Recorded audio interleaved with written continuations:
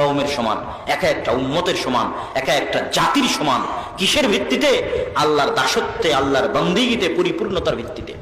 তাহলে ওয়ানাশহাদু আন্না মুহাম্মাদান আবদুহু ওয়া রাসূলুহু, আর আমরা সাক্ষ্য দিচ্ছি মুহাম্মদ সাল্লাল্লাহু আলাইহি ওয়াসাল্লাম আল্লাহর বান্দা এবং তার রাসূল।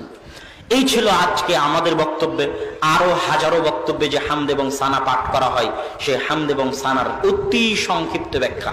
এই হামদ এবং সানার উপরেই যদি বক্তব্য দেওয়া হয় তো 2 ঘন্টা পার হয়ে যাবে।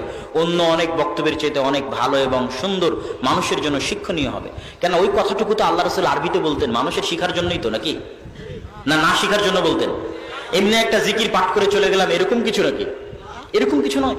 তারা আরবেরা আরবি বুঝতো, তাদের শিখার জন্যই বলতেন। আলহামদুলিল্লাহি ওয়াহদা ওয়াস সালাতু ওয়াস সালামু আলা মান লা নাবিয়্যা বা'দা নাহমাদুহু ওয়া নাস্তাঈনুহু ওয়া নাস্তাগফিরুহু ওয়া নাউযু বিল্লাহি মিন শুরুরি আনফুসিনা ওয়া মিন সাইয়্যাতি আমালিনা।